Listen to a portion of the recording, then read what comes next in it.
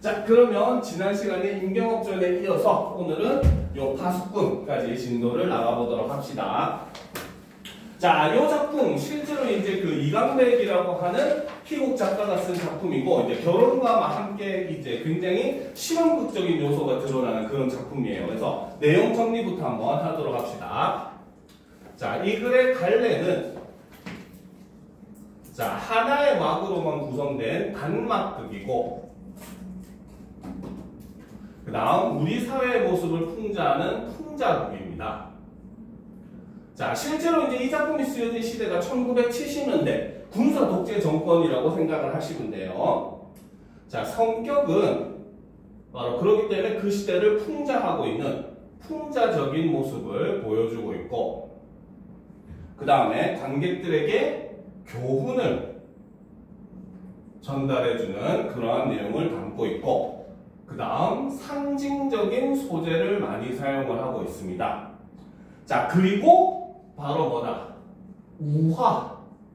마치 이제 이솝 우화와 같은 이런 이야기. 실제로 이 파수꾼의 이제 모티브가 된 작품이 바로 거짓말쟁이 그 양치기. 알죠? 그 동화가 이 작품의 이제 그 모티브가 된 작품입니다. 알겠죠? 자, 배경은 그렇죠? 자, 바로 어느 마을의 황야에 있는 망루에서 이루어지는 일이고 제재는 바로 촌장과 파수꾼의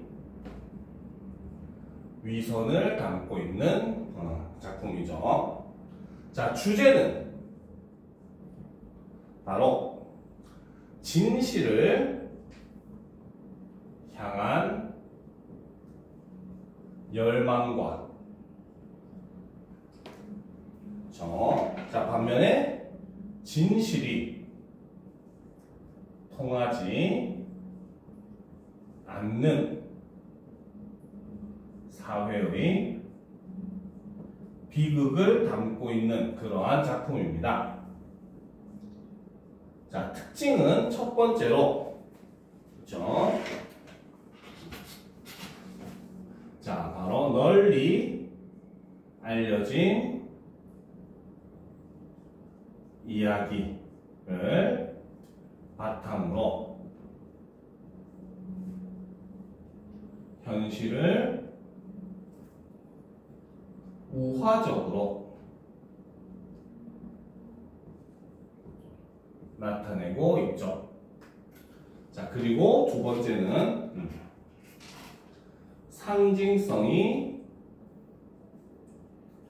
강한 인물과 소재를 사용을 하고 있죠.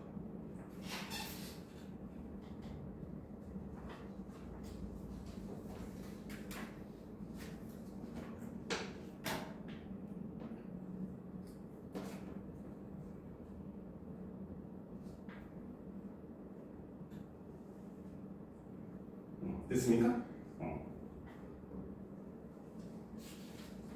자, 다 적으면은 이제 본격적으로 내용을 한번 살펴보도록 합시다.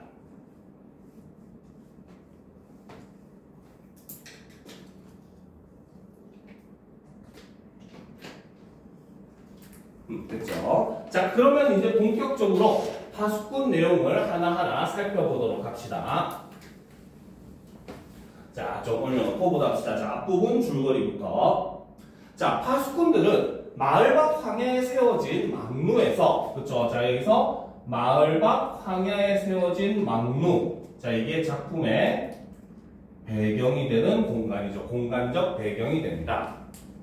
자, 그런데 이제 핵심 소재가 바로 여기서 등장을 하죠. 바로 이리때가 나타나는지를 끊임없이 감시한다라는 거죠. 자, 그래서 이 작품에 등장하는 이리때라고 하는 존재는 바로 뭐다? 공포의 대상입니다. 사람들이 두려워하는 대상이라는 거죠. 하지만 뭡니까? 사실은 실제하지 않는 하지 않는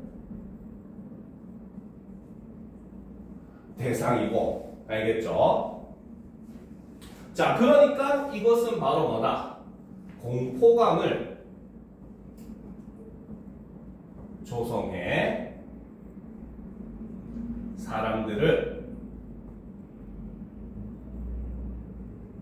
통제하기 위한 수단에 해당하는 것이 바로 이 작품에 나오는 이리떼가 하는 역할인 거죠.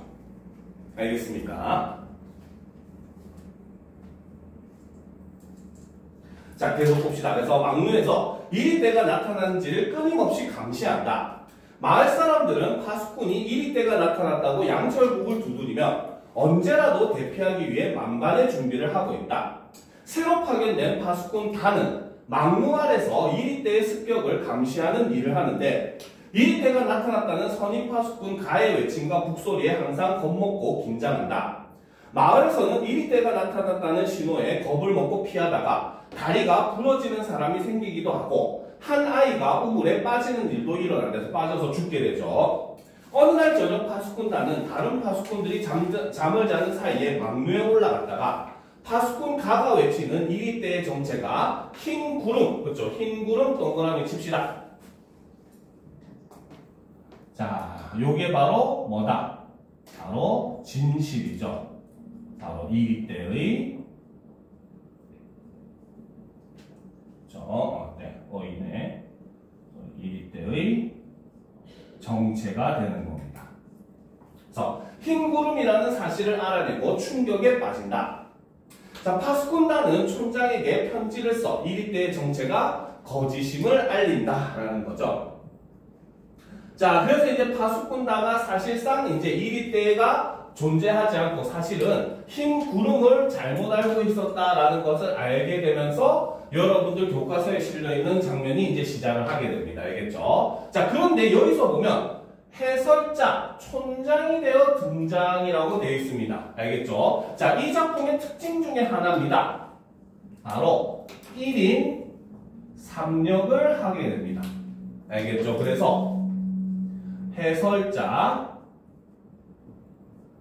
그 다음 촌장, 그 다음에 운반인을 한 사람이 담당을 해서 연기를 하고 있다는 거죠. 자, 그리고 이제 이 작품에서도 역시 실험극적인 요소가 하나 등장을 하죠. 바로 뭐다? 희곡임에도 불구하고 연극임에도 불구하고 해설자가 존재한다는 겁니다. 알겠죠? 일반적인 연극은 오로지 등장인물의 대화와 행동만으로 진행이 되는데, 이 파수꾼 같은 경우는 해설자가 존재하는 그러한 작품이다라는 것도 여러분들이 특징적으로 알아두면 좋습니다. 자, 계속 보도록 합시다. 자, 검은 옷차림, 이해심이 많아 보이는 얼굴과 정중한 태도, 낮고 부드러운 음성으로 말한다 라는 거죠. 자, 꼭 세로 표시합시다. 검은 옷차림부터 낮고 부드러운 음성으로 말한다. 자, 이것이 바로 누구? 마을의 촌장의 외양을 묘사하는 부분이죠. 자, 그런데 지금 이 사람의 얼굴은 어떨까? 굉장히 이해심이 많아 보이는 얼굴을 가지고 있고, 태도도 굉장히 정중하고, 목소리도 굉장히 낮고 부드럽게 얘기하는 그런 사람이라는 거 알겠습니까? 자, 그래서 온화한 외양을 지닌 인물이라는 건데, 이것이 오히려 바로 뭐다? 그죠? 실제로는 교활한 인물이라는, 그렇죠, 것을 부각시키기 위한 일종의 장치로서 작용을 하고 있는 거죠. 그래서 앞에서는 굉장히 이해심 많고 이런 모습으로 보이는데, 뒤에 말하는 거나 행동하는 걸 보니까 굉장히 교활한 사람이었다는 거. 그래서 외양과 성격을 뭡니까? 대비적으로 제시를 함으로써 촌장의 교활한 성격을 더욱더 부각시켜주는 효과를 갖고 있다라고 볼 수 있다는 겁니다. 알겠죠? 자, 계속 보도록 합시다. 자, 수고하시는군요. 파수꾼님이라고 돼 있죠. 그쵸? 자, 여기서 이제 우리는 또 올려놓고 봐야 되겠죠. 인물들 각각의 그 인물들이 하는 역할 혹은 상징하는 말을 우리가 잘 알아둘 필요가 있습니다. 자, 여기서 이제 바로 중심인물 중에 하나가 바로 이 촌장이라고 하는 인물이 등장을 합니다. 그죠? 자, 이 사람은 바로 뭐다? 이리떼라는 가상의 공포를 통해 마을을 지배하는 권력자이죠. 그러니까 아까 이 작품의 창작된 시기가 바로 군사 독재 정권이라고 했잖아요. 그렇죠? 바로 그 군사 독재 정권을 상징하는 인물이 바로 이 촌장이라고 하는 인물인 겁니다. 알겠습니까? 그래서 이것도 하나 적어 놓읍시다. 그게 더 낫겠죠. 바로 이것은 바로 1970년대 군사 독재 정권을 상징하는 그러한 인물이죠.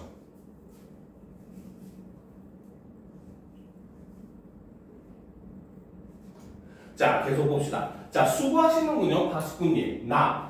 촌장님, 여긴 웬일이십니까? 여기서 나는 이제 파수꾼, 가나다, 이렇게 얘기를 하거든요. 그러니까, 이강백 소설의 특징 중에 하나가 있는데, 그게 바로 뭐냐면, 인물의 이름을 설정하지 않습니다. 알겠습니까? 그래서, 실제로 결혼이라고 하는 작품에서도 보면 등장인물이 그냥 남자, 여자, 하인, 이렇게만 등장을 하고 있고, 이 파수꾼이라고 하는 작품에서도 촌장, 파수꾼 가, 파수꾼 나, 파수꾼 다, 마을 사람들 이런 식으로만 되어 있고 알겠죠? 그 다음에 또 이강백 작품 중에 그 유명한 작품이 또 뭐가 있더라? 원고, 이건 이근삼이지. 어쨌든 이런 모습을 보여주거든요. 그래서 이런 모습을 통해서 어떻게 보면은 등장인물을 이름을 지정하지 않고 누군지 특정하지 않음으로써 오히려 사실 이런 사람들은 전부 다 누구다? 우리들 자신일 수 있다라고 하는 걸 보여주는 겁니다. 알겠습니까? 즉 누구나 이런 인물이 될 수 있다. 이런 인물일 수 있다라는 걸 보여주더라는 거죠.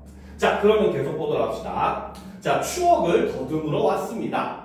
이 황야는 내가 어린 시절 야생 딸기를 따라오곤 했던 곳이지요라는 거죠. 자, 그래서 여기서 나오는 야생 딸기, 그렇죠? 정확하게는 딸기라고 해도 상관이 없죠. 자, 요것이 바로 뭐다? 그렇죠? 바로 공포 정치를 통해 얻는 이익을 상징한다는 거죠. 그러니까 사람들은 이리떼가 무서워서 이곳에 오지 않아가지고 자기는 이 딸기를 혼자서 독식할 수 있다는 거야. 즉 이것은 바로 뭐다? 이 공포를 통해서 얻게 되는 뭡니까? 촌장이 얻는 이익을 나타낸다, 상징한다라고 볼 수 있다는 거죠. 자, 그때 니리가 무섭지도 않았나 봐요. 여기저기 덫이 깔려있고 막루 위에 파수꾼이 외치는데도 어린 난 딸기에만 열중했으니까요. 그 즐거웠던 옛 추억, 오늘 아침 나는 그 추억을 상기시켜주는 편지. 그쵸? 자, 이 편지가 바로 뭐다? 파수꾼 다가 보낸 편지고, 일부러 바로 뭐다? 대상을 미화하여 아름답게 표현을 함으로써 실제 내용을 숨기고 있더라는 거죠. 실제 내용은 단순하잖아. 이리떼는 없고 오직 그 구름뿐, 그치? 요 내용이었는데 지금 이거를 일부러 미화해서 표현을 함으로써 내용을 말 안 하고 숨기고 있더라는 거죠. 자, 그래 이곳에 찾아온 겁니다. 잘 오셨습니다, 촌장님. 오래 뵙지 못했더니 그동안 흰머리가 더 많아지셨군요. 그렇죠? 자, 촌장님도요. 더 늙으셨어요. 자, 오다 보니까 저쪽 덫에 이리가 치여 있었습니다. 자, 아까 처음에 얘기했지만 사실 이리 때는 거짓이고 거짓으로 존재하는 대상이라고 얘기했잖아요. 그렇죠? 그러면 진짜로 덫에 이리가 치일 일이 없겠죠. 그렇죠? 자, 그럼 이 말을 하는 이유는 바로 뭐다? 바로 파수꾼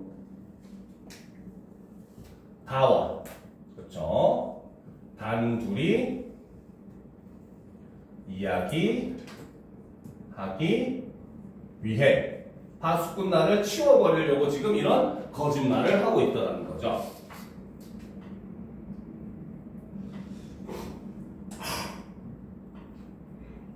자, 일이요. 어느 쪽이요? 저쪽요. 저쪽 찔레동굴 미치던가요? 드디어 붙잡는군요. 파수꾼날은 지금 1위를 붙잡는다는 그렇죠. 기대감에 차 있다는 거죠. 자, 파수꾼날 퇴장. 촌장은 편지를 꺼내 다에게 보인다. 이거 네가 보낸 거냐? 네, 촌장님. 나를 이곳에 오도록 해서 고맙다. 진짜로 고맙겠어? 이 사람 입장이라면? 아니겠지, 그치? 자, 그래서 여기서는 뭡니까? 나를 이곳에 오도록 해서 고맙다라고 하는 것은 바로 불쾌감을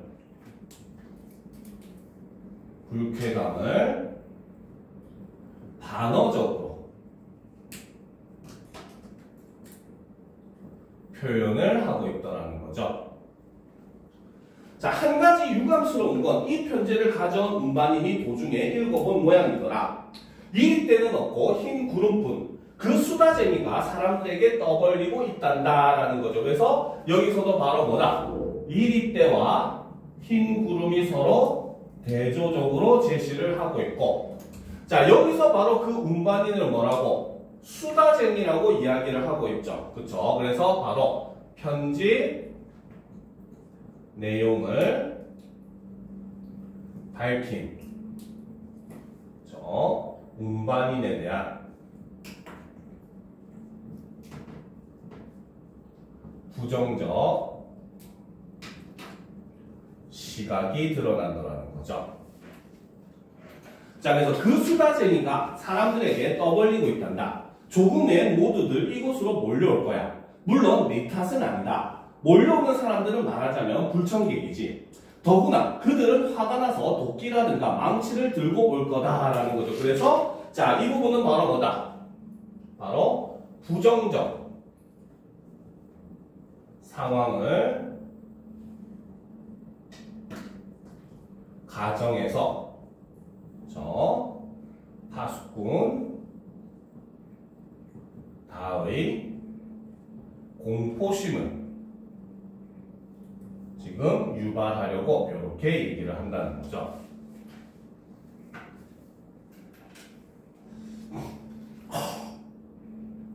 자, 도끼와 망치는 왜 들고 와요? 자, 망루를 부수려고 그러겠지. 그 성난 사람들만 오지 않는다면 난 너하고 딸기라도 따러 가고 싶다.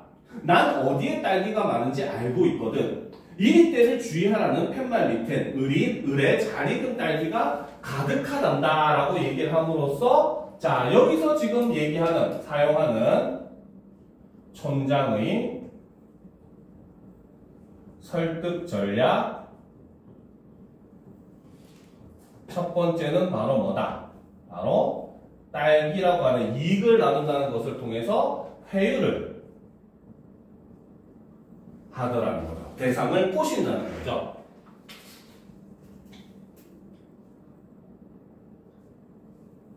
됐습니까? 자, 촌장님은 이리가 무섭지 않으세요? 없는 걸 왜 무서워하겠니? 즉 바로 뭐다? 촌장도 이미 이리가 없다는 걸 알고 있었다는 거죠. 알겠습니까? 자, 올려놓고 보도록 합시다. 그렇죠? 자, 촌장님도 아시는군요. 그렇지? 자, 계속 보도록 합시다.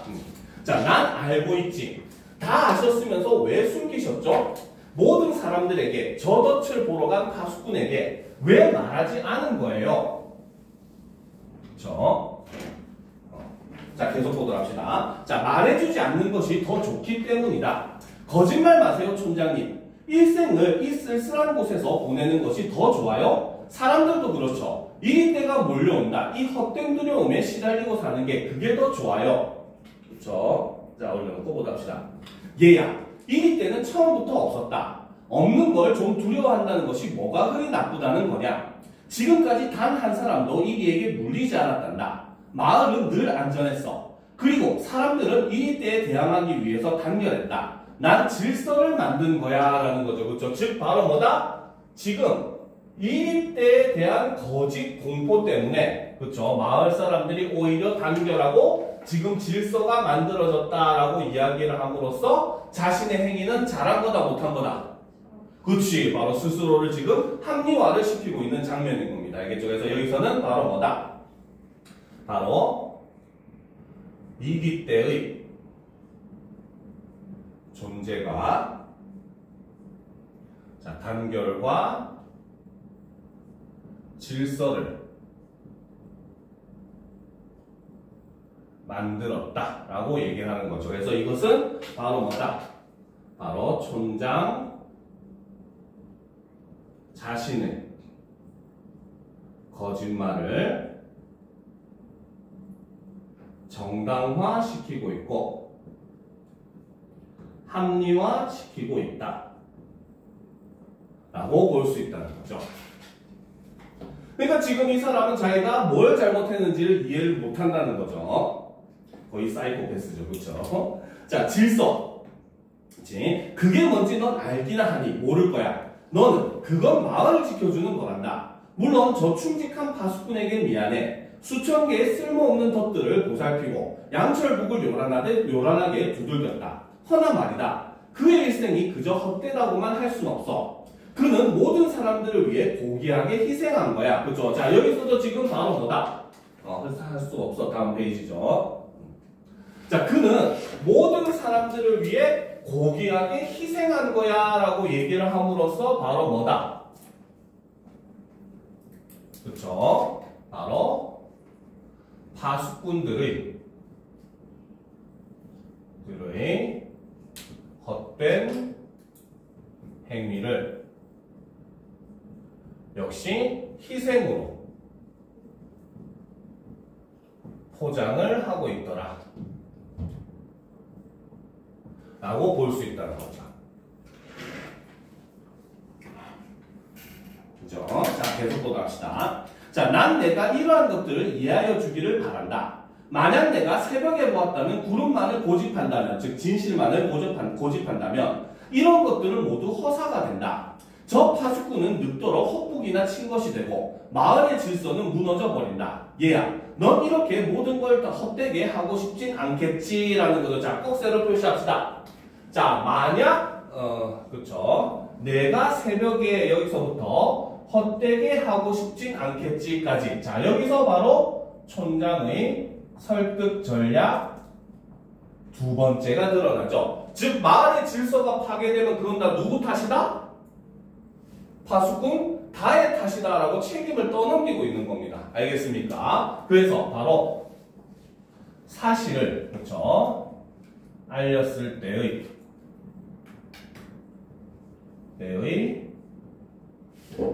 혼란의 책임을 파수꾼 다에게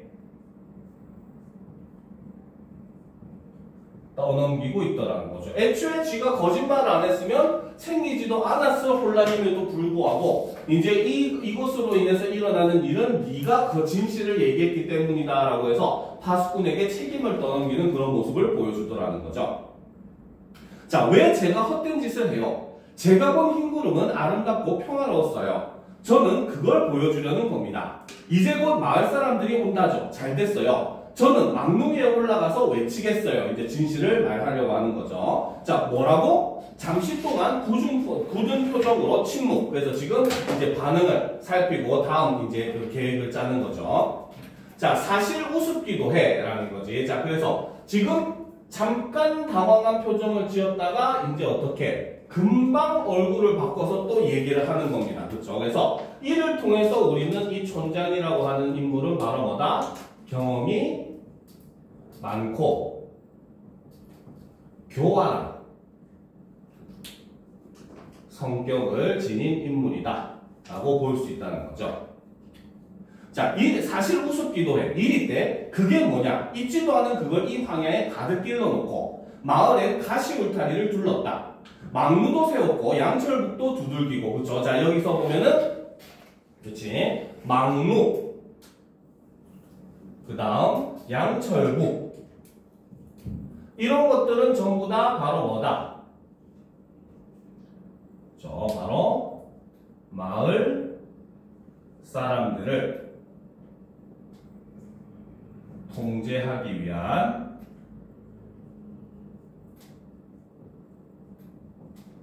수단이라는 거죠.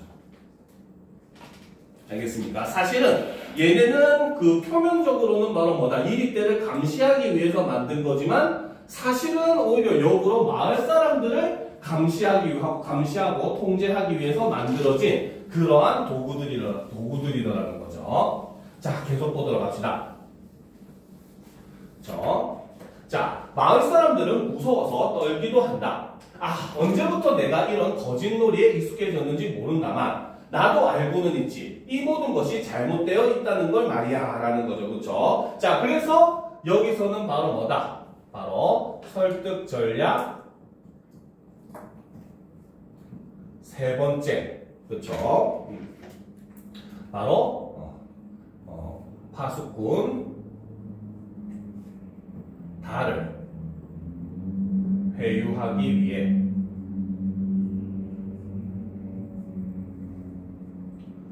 반성하는 척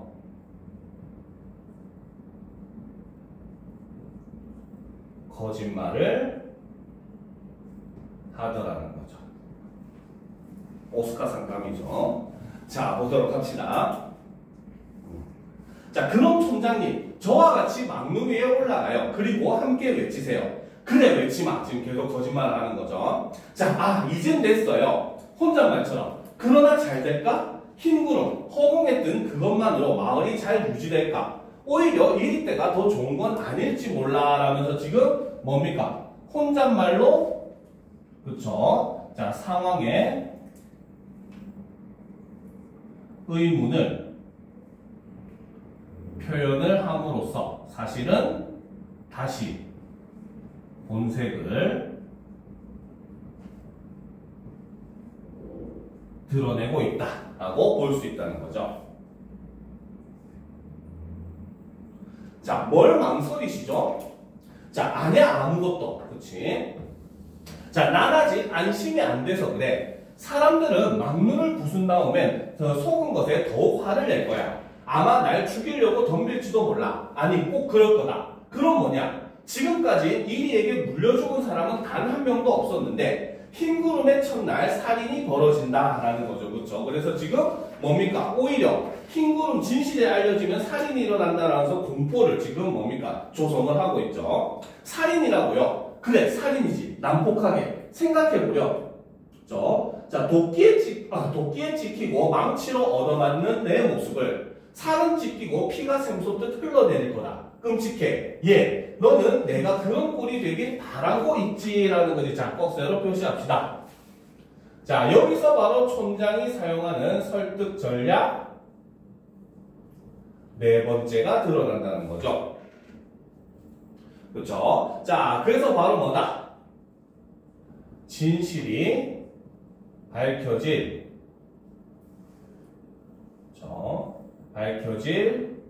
경우 일어날지도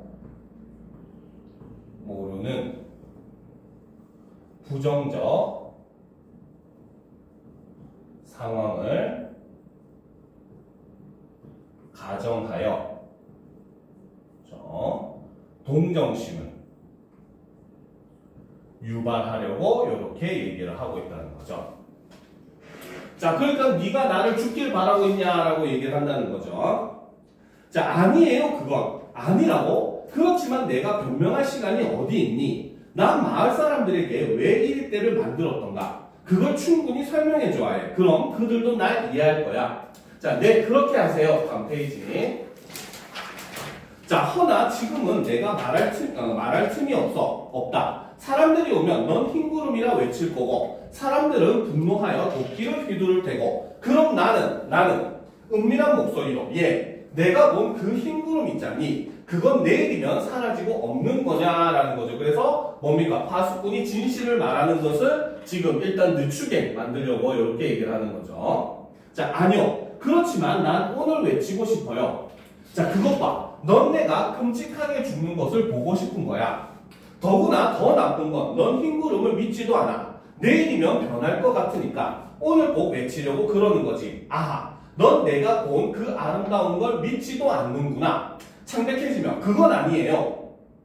그래? 그럼 너는 내일까지 기다려야 해. 자, 괴로워하는 파수꾼 나를 껴안으며. 그렇죠? 이런 것도 지금 사실은 진짜로 위로하는 게 아니죠. 그렇죠? 굉장히 위선적인 행동이죠. 자, 오늘은 나에게 맡겨라. 그러면 나도 내일은 너를 따라 흰 구름이라 외칠 테니 라고 해서 위기를 모면하려고 거짓말을 하는 거죠. 자, 꼭 약속하시는 거죠. 드디어 바로 뭐다? 촌장의 계략에 빠지게 되더라는 거죠. 자, 물론 약속하지. 정말이죠, 정말. 자, 그래, 정말 약속한다니까. 자, 파수꾼 나가 들어온다. 그쵸? 자, 또 허치였습니다. 이는 워낙 교활해서요. 친 것 같아도 가보면 달아난 거 없어요. 다음에는 꼭 잡히겠지요. 미안합니다. 이번에 잡았더라면 그 껍질을 촌장님께 선사하고 싶었는데 라는 거죠. 굉장히 요것만 딱 보더라도 손바닥에 지문이 사라질 것 같은 느낌이 들죠. 그렇죠? 자, 여기서 우리가 알 수 있는 바로 파수꾼 나라고 하는 인물은 바로 어떤 인물이다? 바로 진실에는 그렇죠? 관심이 없고 권력에 순응하며 아첨하는 인물이다라는 걸 볼 수 있더라는 거죠.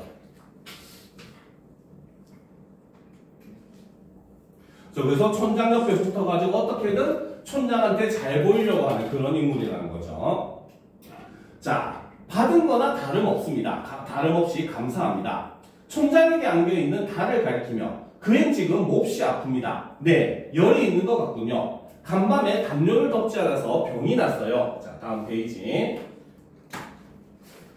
자, 이만한 나이 때 누구나 겪는, 그렇죠? 누구나 한 번씩은 앓는 병이겠지요 라는 거지. 그렇지? 즉 바로 뭐다? 여기서 얘기하는 이만한 나이 때 누구나 한 번씩은 앓는 병이라고 하는 것은 바로 뭐다? 진실을 향한 열망이 된다는 거죠.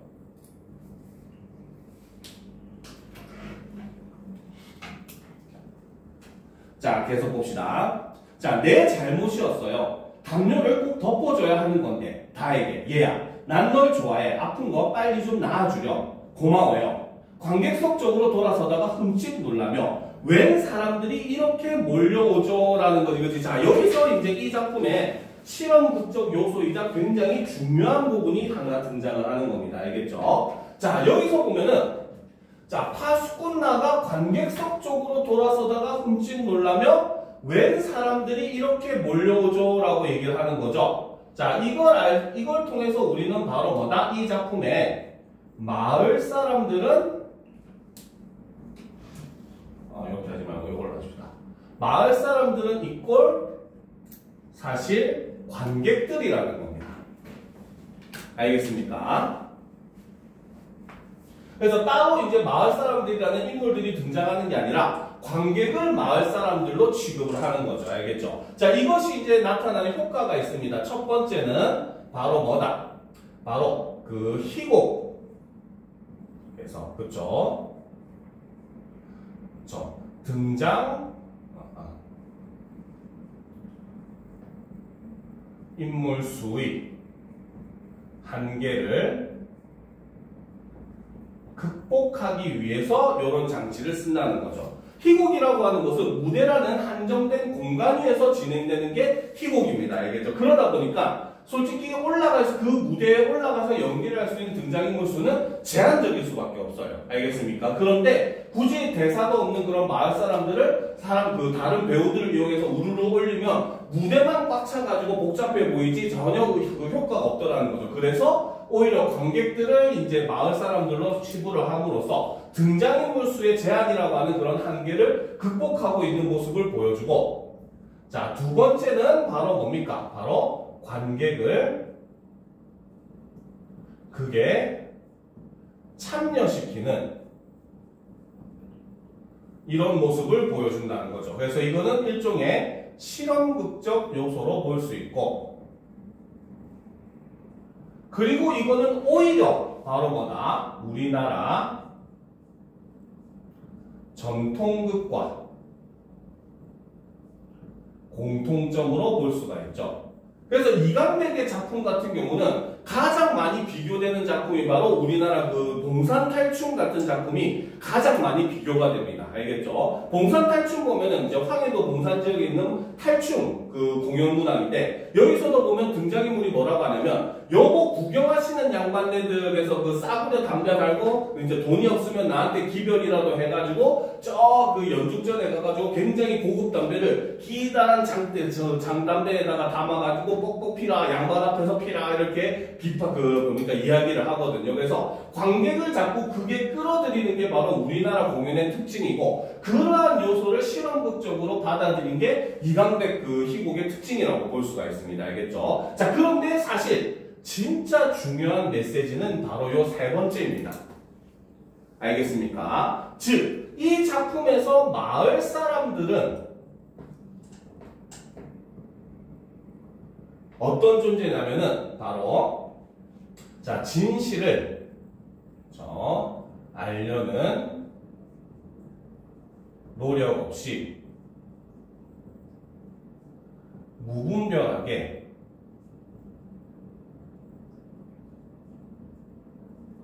언론에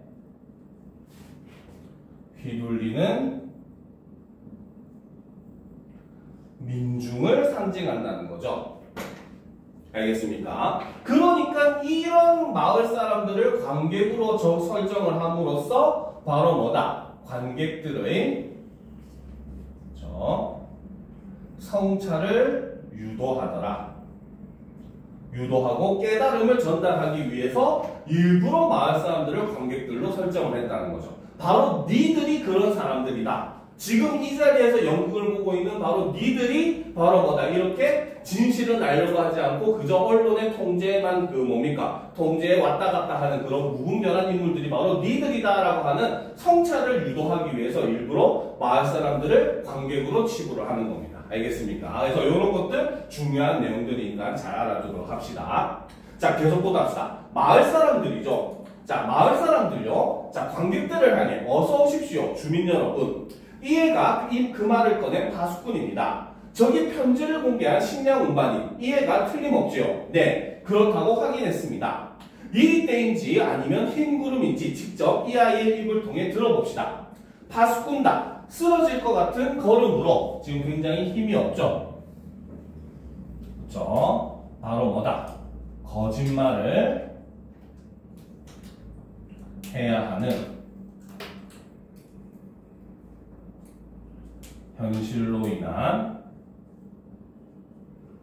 괴로움을 느끼고 있더라는 거죠. 자, 걸음으로 막루를 향해 걸어간다. 나가 근심스럽게 쫓아간다. 자, 얘야, 괜찮겠니? 네. 자, 봅시다.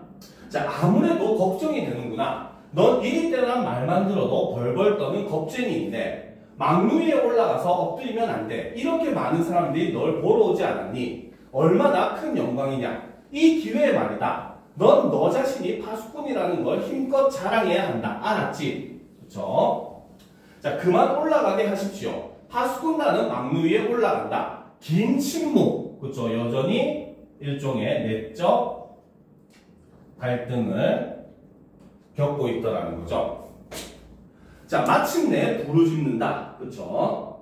자, 이리 때다, 이리 때. 이리 때가 몰려온다. 그쵸? 결국은 파수꾼단가 어떻게? 결국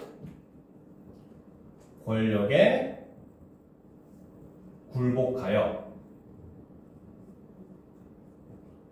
거짓말을 하게 되었다는 거죠.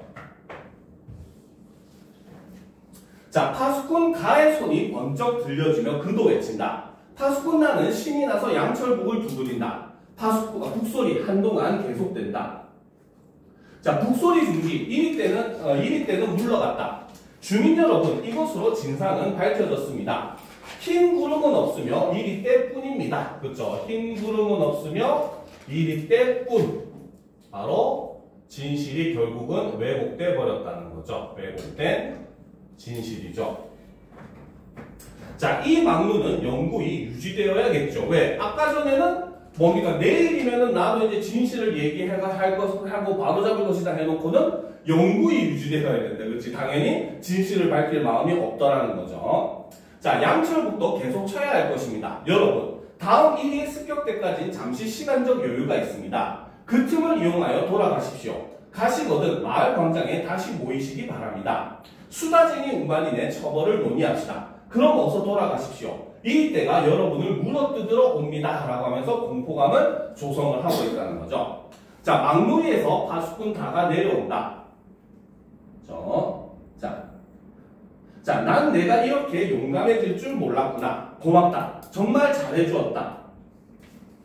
자, 아니야. 난 몰랐던 건 아니었어. 넌 나에게 용감한 사람이 되라고 약속하질 않았니? 난 그때 이미 알아본 거야. 넌 꼭 훌륭한 파수꾼이 될 거라고. 나 좀 보자. 한가진 곳으로 데리고 가서 너한테는 안 됐다만 넌 이곳에서 일생을 지내야 한다 라는 거죠. 즉 바로 뭐다? 진실을 알릴 수 없도록 고립을 완전히 시켜버리겠다는 거죠. 네, 마을에 오지 말아라. 바람 부는 소리가 거칠게 들려온다라는 거죠. 지금 배경이 굉장히 안 좋지, 그렇죠? 즉 바로 뭐다? 진실이 왜곡되는 현실의 암담함을 이렇게 보여주더라는 거죠. 자, 난 저 사람들이 싫어. 내 마음은 너와 함께 딸기딸기에 가 있다. 넌 내 추억이야. 너에게는 내가 늘 그리워하는 것이 있다. 자, 사이. 하지만 여긴 너무 쓸쓸해. 사이.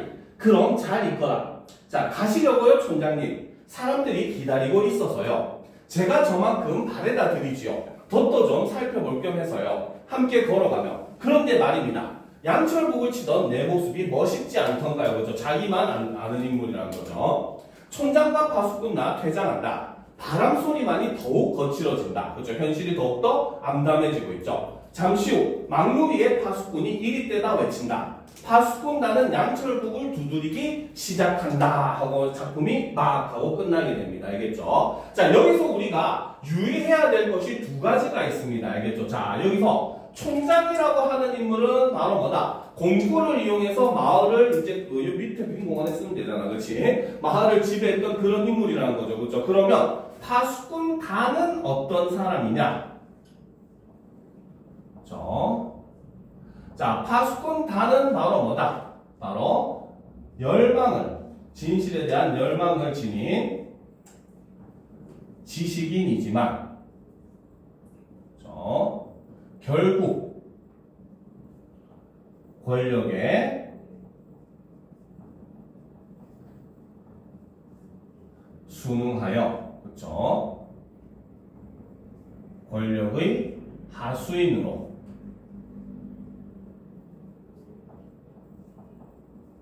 전락하는 인물이 바로 파수꾼 다라는 겁니다. 알겠죠? 그래서 원래 처음에는 굉장히 긍정적인 모습으로서 진실을 밝히려고 하는 그러한 지식인이었으나, 그렇죠? 진실에 대한 열망을 굉장히 가지고 있는 지식인이었지만 결국은 권력에 이제 굴복하게 되고 그에 순응해서 권력을 지키는 오히려 하수인으로 전락을 해버린다는 거죠. 알겠죠? 자, 그래서 이 작품의 제목이 바로 파수꾼이죠. 바로 제목 파수꾼은 중의적 두 가지 의미가 있습니다. 알겠죠? 자, 중의적 의미는 자, 첫 번째 표면적으로는 바로 뭐다? 그렇죠? 바로 이리 때를 감시하는 사람을 나타낸다는 거죠. 하지만 이면적으로는 쉽게 하면 권력의 파수꾼, 그렇죠? 바로 뭐다? 진실을 왜곡하는 권력을 지키는 사람을 이제 파수꾼이라고 부르더라는 겁니다. 알겠습니까? 자, 아까 얘기했듯이 이 작품은 1960년대, 70년대 군사독재 정권 당시에 쓰여진 작품이에요. 알겠죠? 그때 당시에 여러분들도 이제 이런 얘기 들어봤을 건데, 이승만 대통령이 연임을 하다가 이 사람도 막 헌법을 고청하면서 몇 번씩 연임을 하게 되죠. 그러다가 이제 박정희 대통령이 어떻게 군사 쿠데타를 일으켜가지고 우리나라를 이제 차지를 하게 돼요. 대통령 자리에 앉게 됩니다. 알겠죠? 근데 박정희 대통령이 그때 당시에 제일 처음으로 했던 게 바로 뭐냐면 우리나라는 1953년에 6.25를 끝난 게 아니라 휴전하고 있다. 우리가 지금 저기 있는 선은 휴전선이다. 우리는 지금 휴전 중인 상태다. 휴전이라고 하는 건 전쟁이 끝난 것이 아니기 때문에 북한이라고 하는 가상의 적에 대해서 항상 대비해야 된다. 그렇기 때문에 우리는 지금 비상계엄령을 선언한다라고 해서 국가에 비상계엄령을 선언하게 됩니다. 비상계엄령은 원래는 전시 상황이나 그에 준하는 상황일 때만 발의를 하는 게 비상계엄령이고, 이 비상계엄령을 발의를 하게 되면 특징이 바로 뭐냐? 국민들은 더 이상 자신의 의지로 생활할 수가 없어요. 바로 비상계엄령이 선언되면 국민들은 전부 다 군인으로 소속이 되게 되고, 그러면은 군법에 따라서 모든 게 다 처리가 됩니다. 알겠습니까? 그러니까 그때 당시에 국민들을 굉장히 억압하기 위한 수단으로 북한이라고 하는 가상의 공포의 적을 상정을 해가지고 우리나라 국민들을 굉장히 억압하는 그러한 사회가 바로 군사독재 정권 사회였거든요. 알겠죠? 그렇기 때문에 그런 시대적 상황을 집어넣어서 해석을 해보면은 바로 여기서 이 때라고 하는 것은 일종의 바로 뭐다? 북한에 대한 가상의 공포를 얘기한다는 거죠. 그렇죠? 그리고 여기서 나오는 이 파수꾼 다 같은 사람들은 바로 뭐다? 그때 당시에 열정을 가지고 진실을 외치려고 했지만 결국은 오히려 국가에 매수돼가지고 다수인이 되어버린 그런 지식인들을 상징하고, 촌장은 바로 그 정권 그 자체를 의미하는 인물이다라고 볼 수 있다는 겁니다. 알겠습니까? 자, 이번 시간 수업 여기까지 하고 10분 정도 쉰 다음에 이제 뒤에 있는 문제 좀 풀다가 마무리하도록 합시다.